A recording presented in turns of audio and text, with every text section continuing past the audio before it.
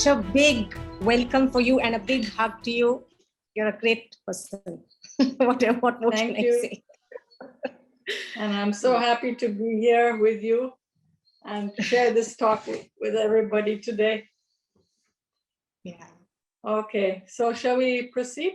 Darkali, this amazing place that has been created.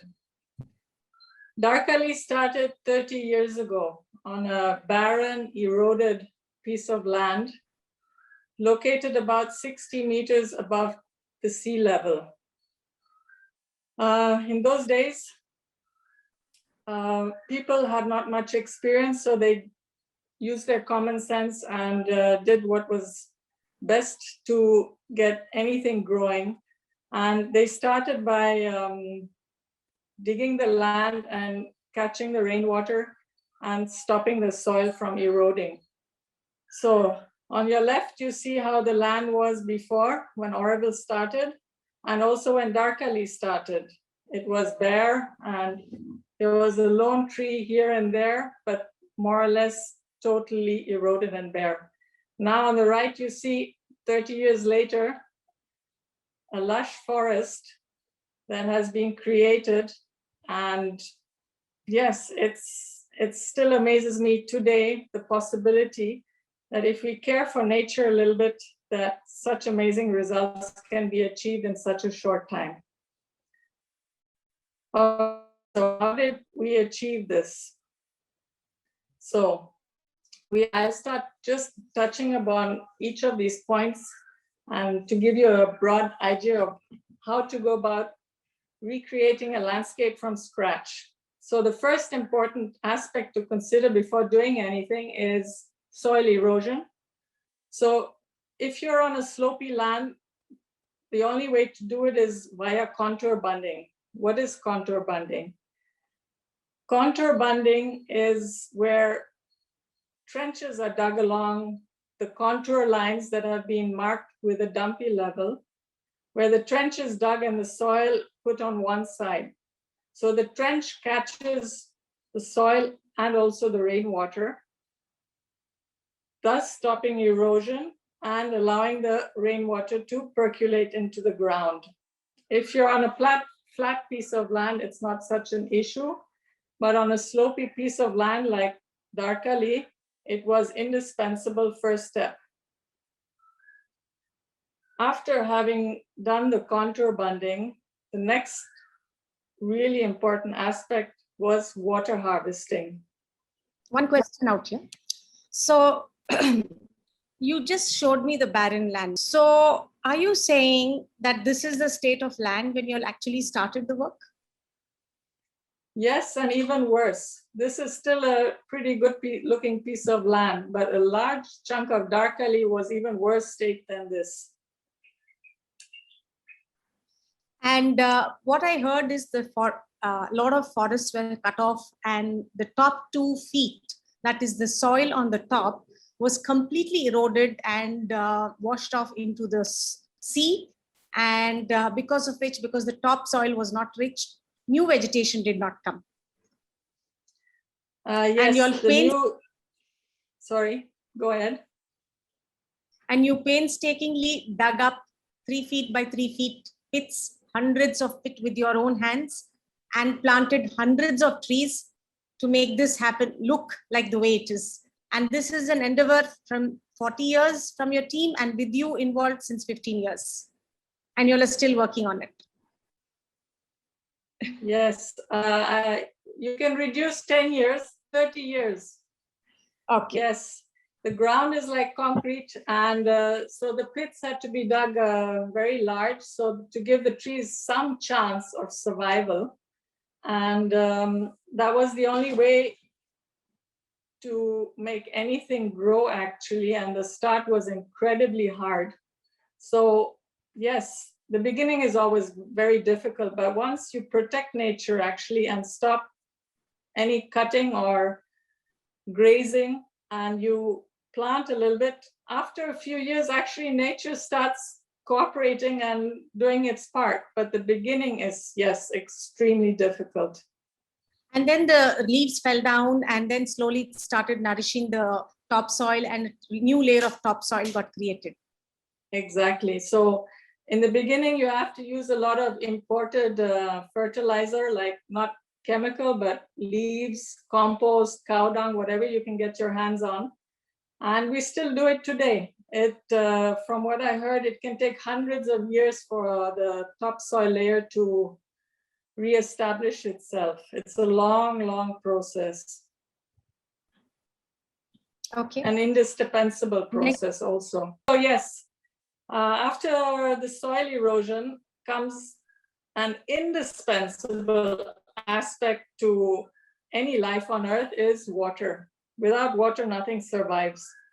So most of the work was actually done just making sure to catch all the rainwater that was coming. And the benefits of this, of course, seem obvious to people who have worked the land, but to a layman, it is really important that water percolates into the ground. So if the topsoil layer has disappeared, below the ground is like concrete, and there's very little penetration of the water into the aquifers to replenish them. So how do you do that when you don't have topsoil anymore? That's what we did. We did the bunding, and we made depressions, we built check dams, and made sure that wherever there was water running off the land, somehow to trap it. With that, the plants had a much easier time to grow, of course. The water, the moisture stayed longer in the earth, giving them a good head start into the summer, that when sometimes you don't have rainfall for 7 months, the moisture in the earth actually supports the plants for a long time before the manual watering had to happen. Darkali is a totally sustainable, rain-dependent park. The only thing we did was, and are still doing, is the first 2 to 3 years where plants get cared for and watered, and then they're left on their own. So as you can see, quite extensive work has been done.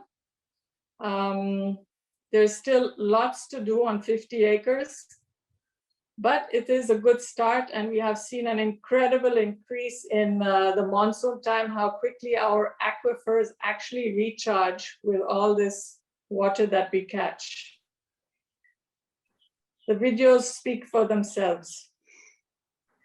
Shivani, any questions? So that barren land was converted to land looking like this. Unbelievable, right? Yes.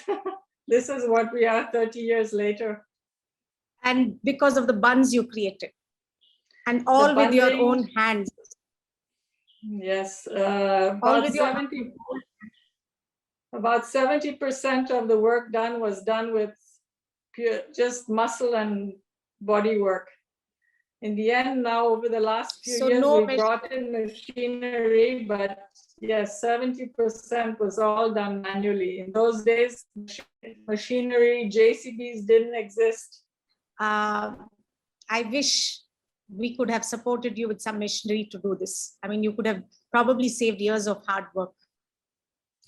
Yes, we very much are hoping for some support, especially in machinery, to continue, as our bodies are not the youngest anymore, and the aches and pains have set in of age. So to continue this amazing work, we would appreciate any support. But just to give you an idea, with all this rainwater harvesting, we are managing at the moment, we calculated, to catch about 3 million liters of fresh water that does not run off. So it is incredible how much water one can actually catch, which supplies up to, the drinking water needs up to a lakh of people in our surrounding areas. So in the beginning, like I said, I came 15 years later, but in the beginning, 30 years ago, the people, my team who were here, who started this project, actually they planted what they could lay their hands on. And in those days, which were a lot of exotic species, especially from Australia. So after many years, finally, a bunch of us, including me, we said, okay, what is it? What were our forests like before they disappeared? Because in our area, when you looked around, all you could see was a mix of a few local trees and bushes, but a large majority was exotic species. So we started a little group of us going around on a very adventurous mission, scanning the region, finding little sacred groves around temples, degraded forest land, and scouting and searching and trying to find back all the species of this area. And that took years and years. And I remember one of the best times in my life. I was young, carefree, and we would be out there in nature, get all scratched up, sunburned, dehydrated, but we had such fire in our hearts looking through the shrubbery, trying to find that one missing species that still eluded us. And after years and years and years of identifying them all, making sure that we collected the seeds, we managed to reintroduce, I must say, I think, all the species. Maybe there are a few missing here and there, but has been reintroduced. And the great thing now is that they're all doing it on their own now. They're big enough, they're producing seeds, and they're spreading on their own now. The job has been done. We can step back now and enjoy the fruits of our labor. So, yes, Shivani, you had something to say? So all these trees that I see now in the slides, you have painstakingly collected it. I remember when you came home and you were doing the landscaping, and I asked you to put heliconias in Hyderabad on a rocky land. You said, this is not the land where we can put heliconias. Heliconias needs water. And you selected lands which was suitable for that space, so that even if you don't water for a week, it's not going to look dry. So your selection of trees were not only from the local species, but also suitable for the area that you were putting in. And after you have done this work, I can see that there are so many different animals, not just animals, but insects, birds have come back, which butterflies, which is amazing, because I have seen many landscapists. All of them would go probably get something from the local nursery and put. But because of your different outlook, we see a different approach to landscaping and urban forestry, which is bringing back animals, insects, and butterflies. So tell me a little bit about the insects and the importance of why we need to get these insects back. Well, you see, it's the whole, we're all linked together. We need the insects. I mean, why do we need insects? What's my relationship to the insect? But there's this whole interdependency of each species. The insects need the plants to survive. The birds need the insects. And it ends up with us humans. I mean, we are so connected in ways that most of us are not even closely aware of. So it is so important. And this is something I have only realized really in the recent years, that every weed, every little bug has its place in nature and is important. For me, weeds used to be weeds. Now I look at them differently. I look at them, no, they're food sources for the insect, because me being a nature lover, I know that birds need the insects to survive and thrive. So I see the complexity now of nature, and the way the world has been going is we see it in only our limited vision, what somehow appeals to our tastes and likes and dislikes. But hey, let's step back and look at the whole thing as a whole and say, maybe I don't like this plant, it doesn't appeal to me, but look at it and it's there for a purpose. It serves a certain type of butterfly or a grasshopper, and they all are important in our lives. So by making sure these species exist, we are guaranteeing that the insects exist, which guarantees again that the birds exist. So, and one of the most obvious, spectacular, and important insect in the world is, to us, is the bee. And the bee population is declining and under severe threat. So that's just one little very obvious reason why insects are important. And without the local plant species, they don't get what they need, the housing, the shelter, and of course the food supply. What a beauty. Well, all you garden lovers out there, I mean, you should know the plant gardenia. It's one of the very common, extremely fragrant bushes available in every nursery. Can you believe it, that in our forest, we have 2 gardenia tree species, which are from our area, and there are just a few of them left locally available. And this is the flower of one of them. It is just mind-boggling. I would have never expected to find something like this in our forests.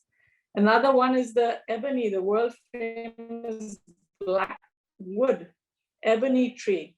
It's from our forest. It's called the local tropical dry evergreen forest. It's a coastal strip along the east coast of India.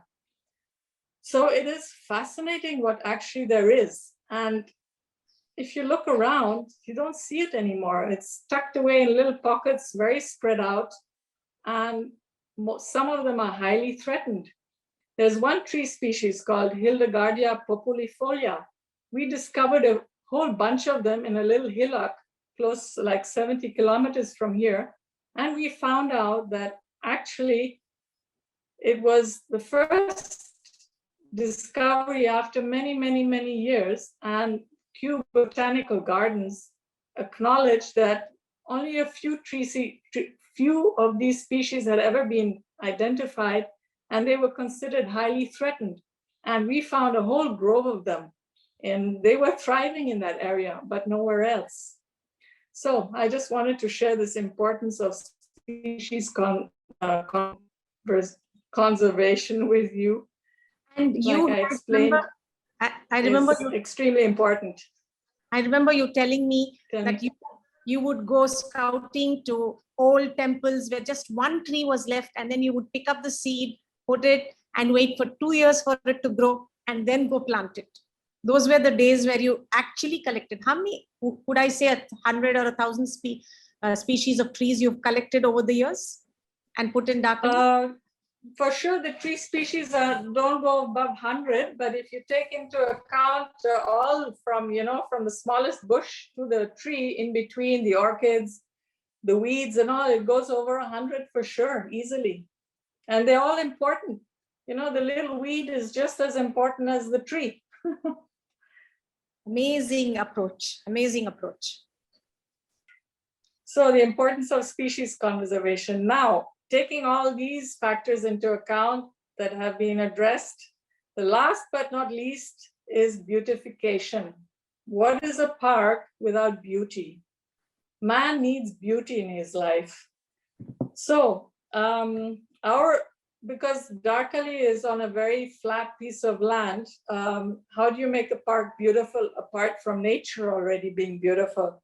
So what we have done is using a lot of the earth that we dug up for creating these water harvesting features.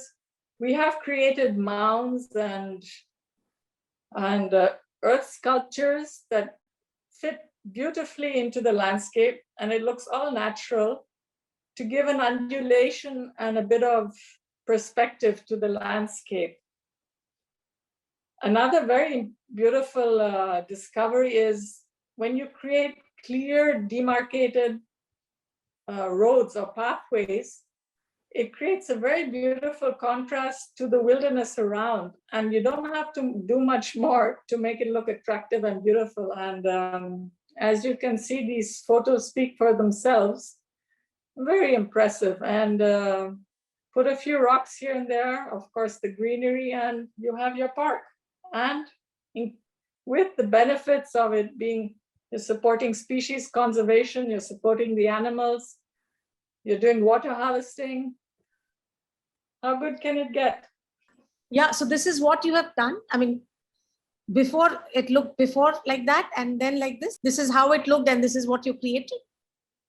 Yes, on the left is the land was before we started working. And on the right, you see today, the difference. I see hundreds of people coming to Auroville in buses to see this.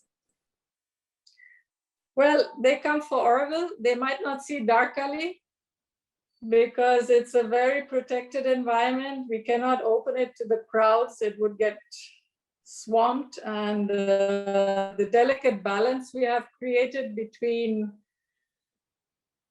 us people and nature, the animals, the trust, the quietness, we have to be careful that it does not get ruined. So right now it's because Darkali is still in the process of being built. It has not been open to the public, but we do let in a few visitors once in a while, guided visitors, to show and share what we've done. So the last point, if there are any more questions, Shivani, I just want to highlight the importance it is really important that when we say we want to build a park, usually it's always, what does man want? What do we humans want? Yes, it's important, but we should also take into account, what does the animal world want? So it adds such an amazing benefit to a park is when you add the species diversity of plants that might not look attractive to you, but that plant might attract a certain type of butterfly. And we all do enjoy, nature lovers. We know the importance of butterflies and birds and all. So we see all of a sudden, the plant is not important for us, but we see the butterfly or the bird that profit from the existence of that plant. So I'm just trying to highlight the complexity and what is possible by adding this diversity, and being able to see a little bunny hop casually along, or the jackal looking at you crossing the road without freaking out and running for his life, or the peacock looking at you sideways and saying, oh, I know this person, she's not gonna harm me. I mean, it is so fulfilling and so beautiful walking and experiencing a place like this. And this is what I believe future parks should be like. They're called forest parks, where humans and animals can coexist in harmony. So providing each spaces for humans to feel comfortable, and providing the animals to feel comfortable. So we have kept a ratio about 50 to 50%, 50% human activity and 50% for animals, where humans can see it from a distance, but they don't necessarily have to walk through or get close. And that's where animals can feel safe and take refuge if they feel they need their space. So these were the very important aspects of creating Darkali and making sure Darkali continues on these lines. But I've more or less covered all what I have to say about Darkali Forest Park. So Shivani, if you had any more questions. Can we replicate this in Hyderabad, in Calcutta, or in our village, or in our towns? Whether it is half an acre, whether it is 2 acres, whether it is 10 acres, whether it is a school, whether it is a cemetery, any wasteland, can we replicate what you have done? Of course, any place. That's why I say you start from home. People who feel like they want to do something, get their hands dirty, make an effort, start at home. And according to your capacity or your availability of land, take it from there. I'm showing you 50 acres, but on your rooftop terrace, you can create little gardens of Eden. And I know that I've seen it. Start, if all you have is an apartment, put plants indoors. They might not benefit the insects and birds outside, but they'll benefit you. They'll give you, they'll improve the oxygen level in your room. They supposedly clean pollution out, the dust, and they are great beings to coexist with you. They add enormously to the well-being of human beings, plants. So yes, and take Hyderabad. For me, the point of beautification, we had to struggle to create an interesting landscape. Hyderabad, most of it is done. All you need to do is make sure the species diversity is there. But other than that, the sculptures of these natural rock formations is mind-blowing. It is already so beautiful. And yes, you can do anything anywhere. And we have created this in very difficult conditions. The soil in summer is like concrete. We sometimes don't get rain for 7 months. We hit 40 degrees temperature weeks on end. And yet this place exists, survives, and continues to grow and flourish. Okay, so we finished with the Darkali Sustainable Forest Park. Now we can move on to sustainable landscaping, which is something that Light Green Landscapes is specializing in. So sustainable landscaping, what does it mean? I'm talking to you about the Auroville context. Auroville, when Auroville started, the water table used to be at anything between 2 to 6 meters below the ground. Today, in summer, our water table can drop to 20 meters. Because, of course, the urbanization and the exploitation of the groundwater resources. So why sustainable landscaping has come up is why plant and make gardens that are incredible high consumers of water, watering. And most people believe that you can only have a beautiful garden if you stand with a hose pipe and inundate it every other day. So I want to highlight that actually you can have amazing natural spaces with, in the end, no watering. So depending on your water availability, you can create gardens according to those conditions. So over the years, with Auroville's water resources being depleted and Auroville being a supposedly beautiful green city, I was struggling, how do you make gardens that look appealing, but maybe not require a drop of water?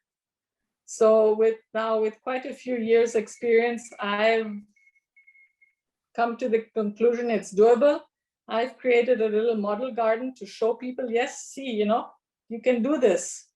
Might not look like these lush tropical Singapore type of gardens, but they have their own charm and they live with the seasons. In summer, they look dry, and in the monsoon, they become lush and vibrant, and they're magic.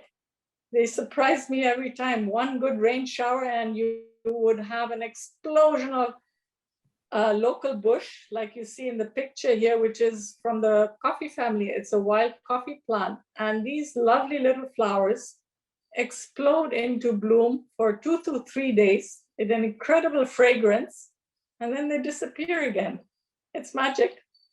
So sustainable landscaping, that was why I got into sustainable landscaping. So there are certain things you have to address to create these sustainable landscapes. So depending on the condition, you adapt. But for sure, these things have to be taken into account. And I'm just repeating what I did for Darkali Park is, if you have a piece of land, make sure your soil does not get eroded. You do rainwater harvesting. You propagate local plant species because they are adapted to the environment and they can survive without water and rain for a while. Then creating little water bodies to support animals in summer, because the place does dry up, and we do have local you do have local animals that need a bit of water. Otherwise, they might just die or migrate. So just to give them a little support, you create little water bodies where they can, just at least get their drinking water.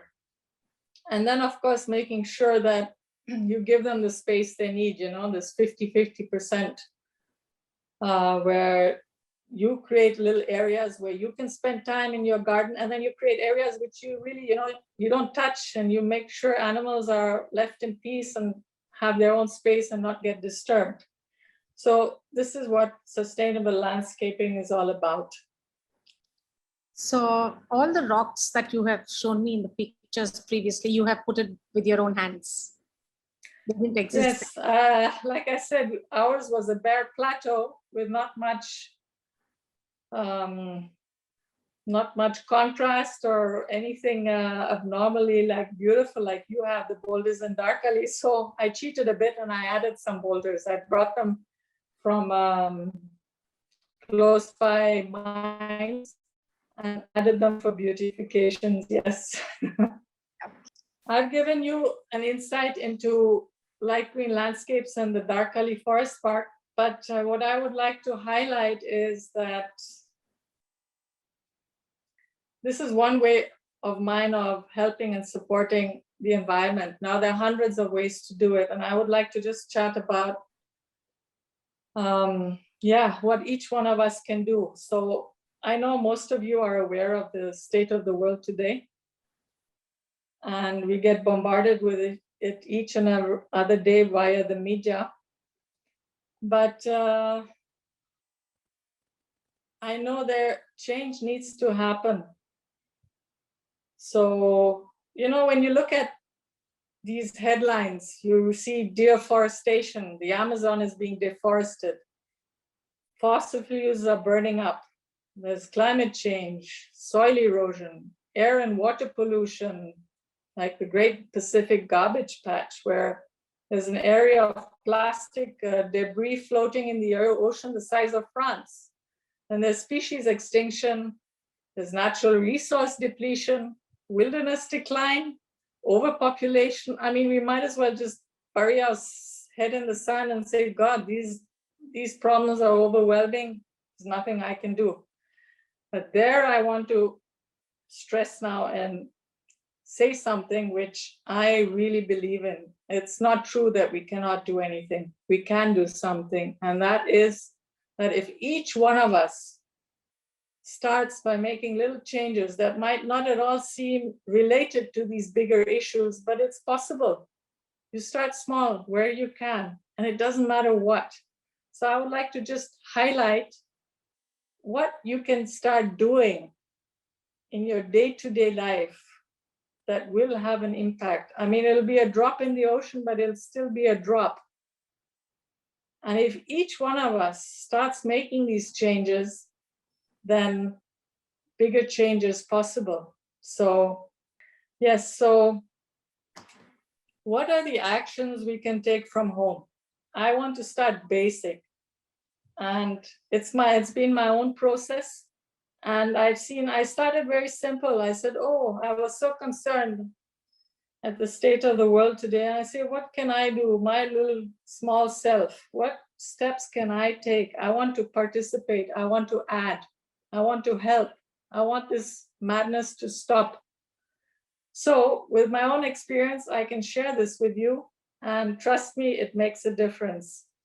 And all these small little steps, if you're sincerely doing them, it creates an awareness in you that grows. And you first do these small steps. And all of a sudden, after a while, you say, I never realized that. I can do that. And you take a bigger step. And it's endless. And it's a journey. And the more you open up and realize the changes you can make, the more you can see, I can make a change there. I can add to this. So it's a wonderful, adventurous journey, which I welcome and support anybody to start. And believe me, it works. So a few of the obvious highlights that most of you might already know, but I'd like to just repeat them and maybe even elaborate on them is, first one is like reduce garbage. It's obvious that our environment is being polluted by garbage. Is it the water pollution, the air pollution, or the waste pollution? So reducing your garbage is one of the first steps. Make sure, when you go shopping, take your own bag. Don't just ask the shop vendor to put your produce in a normal plastic bag and you go home with an extra plastic bag. That's one garbage bag saved. Take your own bag. Then there's recycle your bio waste. There's so much stinking garbage lying around. Why? If you have the space and capacity, treat your own bio waste from the kitchen. You get beautiful little composting bins. If you have a garden, even better, make composting pits. Use it for the garden. If not, I'm sure your neighbor would love to have it for his garden. Then there's this whole freshwater issue in the world. Freshwater is becoming more and more scarce. I mean, Chennai city, you all heard about it in summer. Thousands of tankers coming to supply the city with fresh water. So when you brush your teeth, turn off the tap. When you take a shower, use less water. Wherever you can, reduce your freshwater consumption. There's a beautiful company I'm working with in Chennai called Auronevi, who works with two different. One is creating fresh water, even drinkable water from air. It's called an atmospheric water generator. So it's a little machine that runs on current and it produces perfect drinking water. So you don't even need to tap the aquifer anymore for that. And it comes from anything from 2 liters into 500 to 1,000 liters it can produce. And they do water reclamation. So your wastewater can be reclaimed and for, either for flushing down the toilet or watering your garden. So again, it lays less stress on the aquifer. Then there's rainwater harvesting. If you catch your rainwater like Shivani has in her place, a large chunk of garden watered by the rainwater that she catches. Again, it reduces the stress on the aquifers. Plant up your spaces is another beautiful thing you can do. Just that every area gets greened up. Our urban areas are just concrete jungles. Let's make them green. I've seen pictures of, rooftops that have been turned into such wonderful gardens that you don't see the houses anymore. It's all possible. Our cities, there's such concrete jungles, and the pollution and the heat that gets trapped in these buildings. Now, if more and more rooftops get covered by greenery, it will have an amazing impact on the air quality, the oxygen level, and the well-being of the people and the animals. So it is really, really important that people wake up to this importance of nature and our dependency on it. We cannot do without nature. So let's go back to our roots like our ancestors did and reconnect and find that link that is actually there between us and nature. We're not separate. So our ancestors had it, we've lost it. Let's find it back. It is really, really important. So what I've seen is that our own children at home, they start using diapers for children. And if you see most of our fast consumer product companies, they're 40% of their sales is diapers and sanitary pads. And we're really contaminating our spaces. If the awareness can be built among our own society, our own families, where we ensure that we can use the rainwater for our gardens, where we can ensure water harvesting. Even if we are living in apartments, Is there a possibility of us doing water harvesting so that, that apartment, whatever rain collects on the rooftops, on the little spaces around, can actually regenerate the ground level? Can we use a little lesser water when we are having a bath or when we are brushing our teeth? I mean, could you guide us a little bit or guide us to some or YouTube videos where we can recycle bio waste or how to do water harvesting? What is the way forward, simple ways to do it? The way forward is just wanting to do it. And if you have an existing area, you have to see what can you do in that area. Now you'd ask about apartment complexes. When you build a new apartment complex, it's easy to incorporate all these features. It will be much more difficult to do it in existing structures, but it is possible if the will is there. So I know that if you would build an apartment complex, either you catch the rainwater and store it in underground tanks, or you make sure that it can percolate into the ground and it does not run off into the rivers and actually makes your area dry.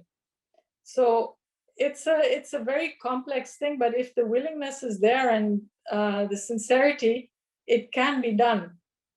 There, like I said, there is in the cities, there's always a space constraint. But if you would work with a company like Auronevi, who could offer you solutions like wastewater reclamation or generating your own drinking water, it would have a huge impact on the water availability from the ground. For example, the fresh water that is trucked into the cities every year during summer, the amount of pollution that it creates and the congestion, adding to the congestion of the traffic, and also burning up of fossil fuels.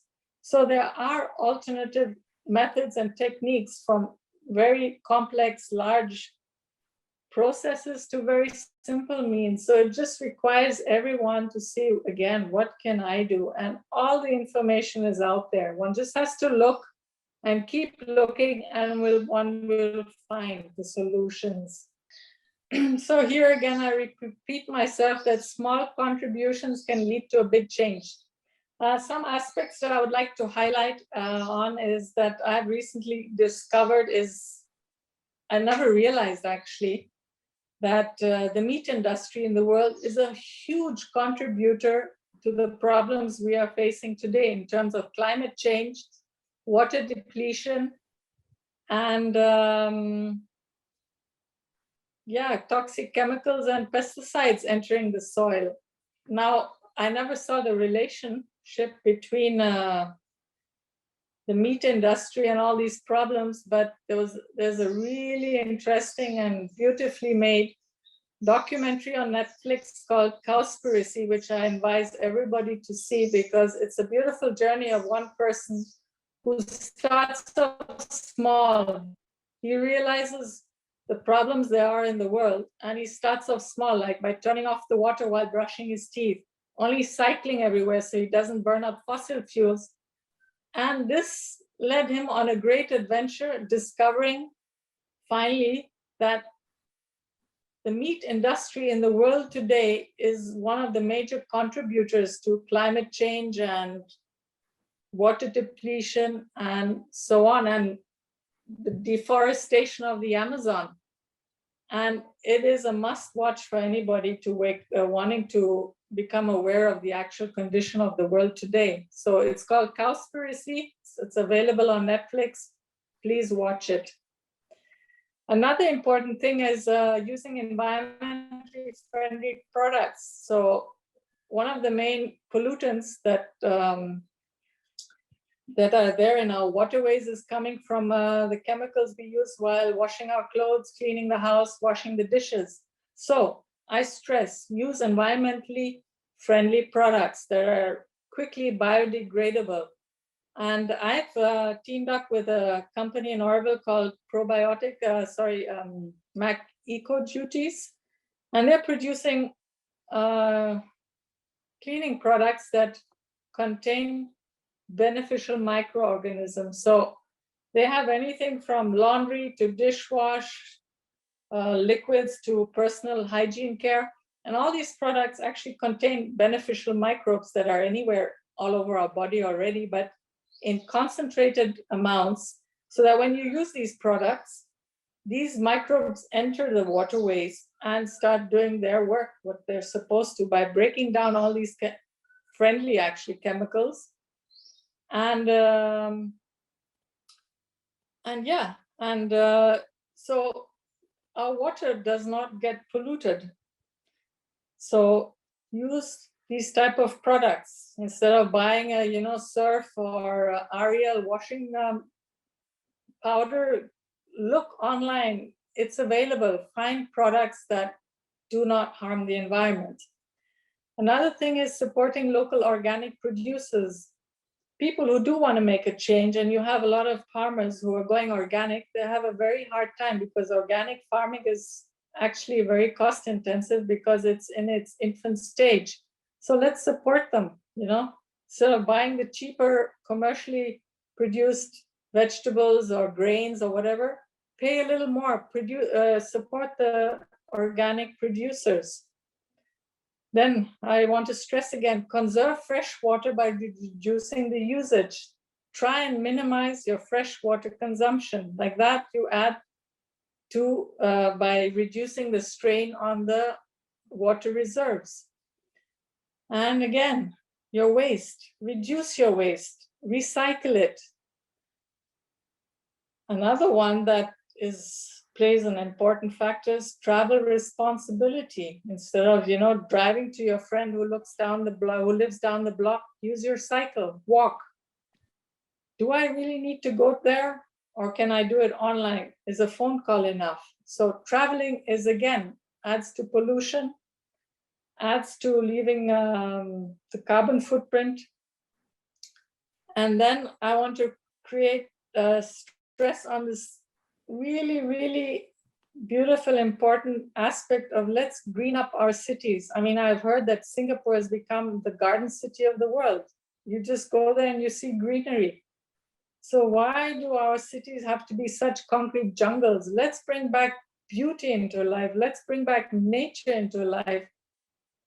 And outside in the rural areas, in the wild, it's there already. One doesn't have to do much, but it's in our urban concrete jungles that expand for kilometers that are just so soul-killing. And nature revives our soul. It revives our well-being. It does so much apart from just feeding us. So let's regreen our spaces. When Indians talk about being vegetarian, I never knew the value of it until you're bringing to our notice right now about how the growth of beef, is actually depleting the sources. I will definitely watch the YouTube video that you're saying. Another thing is traveling.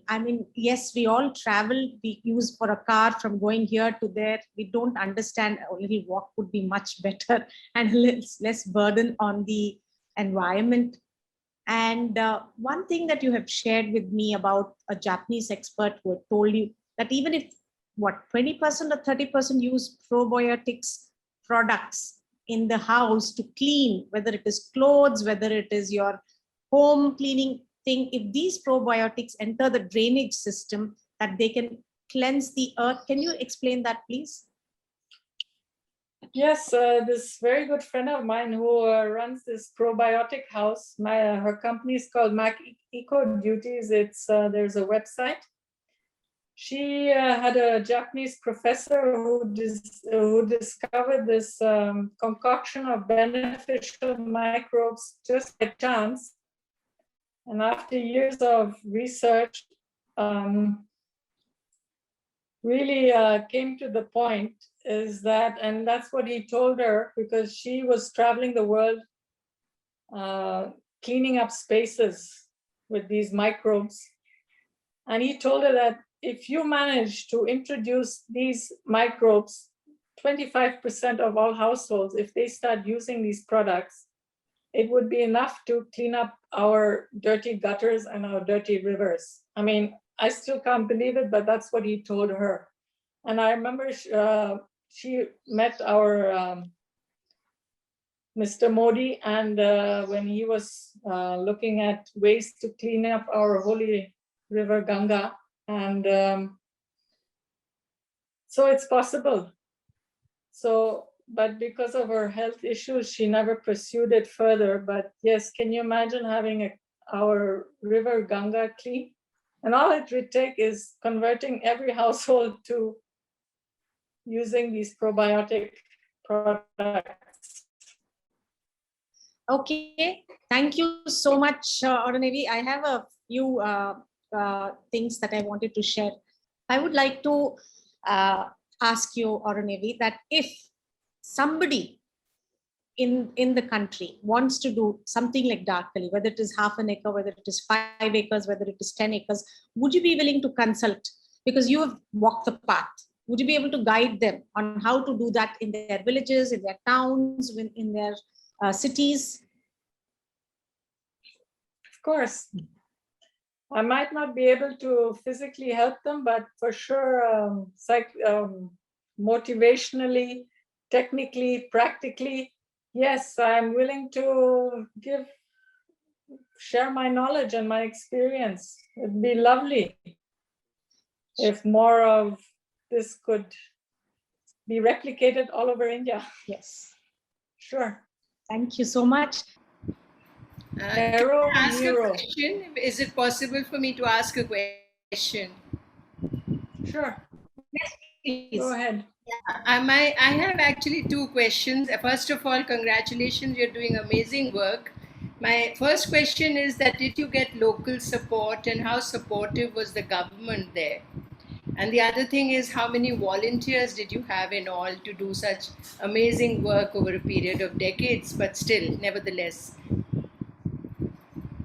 The local support was minimal because Auroville is, how would you say, an independent community. So yes, we had our community support, but the government support came in the form that the forest department would visit regularly and take guidance and collect seedlings for their plantations.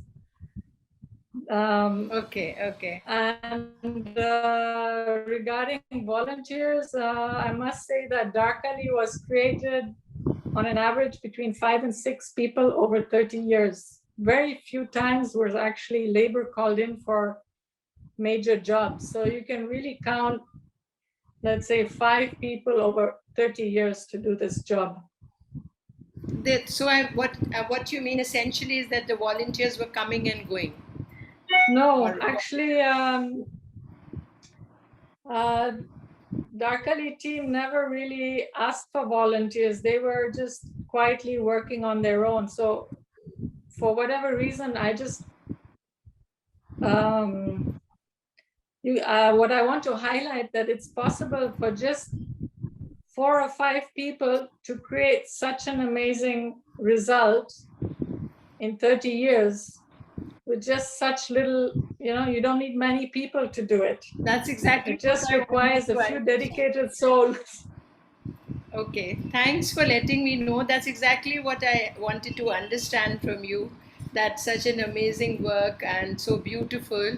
How many people were involved or engaged, and how can one start with, and it's really nice to know that it's a few committed people is all that you need, and gradually Exactly.